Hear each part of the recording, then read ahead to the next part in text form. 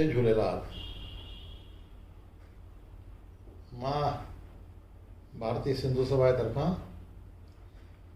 मुंहिंजी नंढी भेण वनिता मावनानी खे वाधायूं थो ॾियां कि उन जे प्रयासनि सां हिकिड़ो लुप्त थियल संगीत सारंगी जेको सिंधी संगीत आहे वाद्य यंत्र आहे उनखे उन्हनि जीअरो कयो आहे।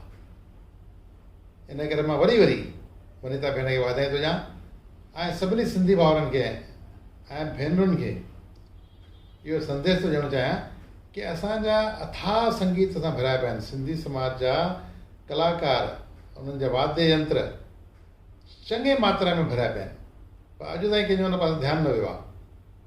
वनिता भेण जो ध्यानु वियो आहे ऐं उन हिनखे प्रमोट कयो आहे। ॿियो साल आहे, घणो करे 2020 में 21 में 2020 या 21 मूंखे पूरी यादि नथो अचे, 20 या 21 में हिननि इहो प्रमोट कयो हुयो।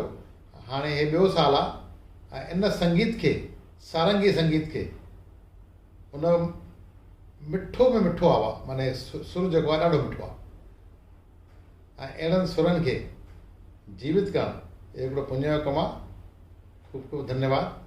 मां भेण वनिता खे ईअं ई चवंदुमि कि अहिड़ा नवां कुझु न कुझु उत्साहजनक ॻाल्हियूं ॻोल्हींदा कयो ऐं समाज लाइ रखंदा कयो।